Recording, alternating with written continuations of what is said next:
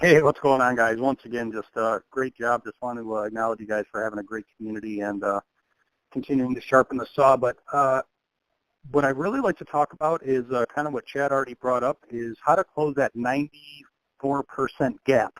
So yesterday we spoke real briefly about sending out actual purchase agreements, and I just kind of wanted to use the opportunity to discuss, is there any additional ways that we can position ourselves from the letter forward? Maybe we spent too much time on this yesterday and we did resolve it, but is there any other way that we can better position ourselves to buy more property other than physically going to the addresses and determining is it a real distress situation that we can pursue a little bit more aggressively? I will begin implementing the purchase agreement as part of it, and we are going to do away with our second page testimonial and actually put the letter as the second page and the offer as the first page. But if there's any other recommendations you have, I would love to be the guinea pig and let you guys know how it works. Sure. So we'll bring everybody up to speed. Yesterday on the role play call, we had this conversation, and Eric's team is doing really well. You guys are at getting 5 to 7% conversion on pretty much every list since you started, right? Correct. Yes.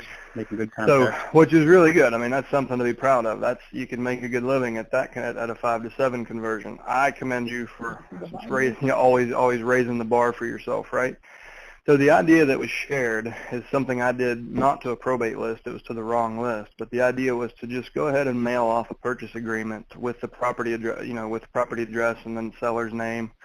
Or you could even just mail a blank purchase agreement with a Post-it note that says, call me at 555-1234, let's fill in the blanks. And the idea there is disruption, because there is competition in the mailbox, and eventually every letter just starts to look the same. So it was an out-of-the-box idea to really differentiate that letter and get them to look and remember their name. So even if they're not going to sell the house for cash, when he makes contact, they're going to know his name, because no one's done that. So that was the idea. The other thing that, the other avenue we talked about on this call was really focusing on your referral network. And we find that the people that have been doing this for a while and they really get it dialed in, they get just as many deals from their referral network as they do from their marketing efforts. Now, they continue to do both, because why wouldn't you? So I would say turn some attention toward all those people we talked about earlier in this call, the family law attorneys, probate attorneys, registered investment advisors, wealth managers, nursing home employees, senior moving companies, estate sale companies, anyone who might have contact with families in the end-of-life planning phase or in that end-of-life transition where the family is dealing with it because there wasn't a plan. And really just focus on, take some of those stories, the stories of the people you've helped. You may even put together like a portfolio and say, here are all the families we've helped in the last 6 months in town, and drop off that portfolio at those offices and say, listen, I know not every family needs to sell in a hurry, but here's what it looks like when they do. And maybe it's just a couple paragraph summary of how the deal came together, so you bring people into it. So you're not just looked at as an investor who deals with the commodity of housing and you use cash. It's not so factual. Make it emotional.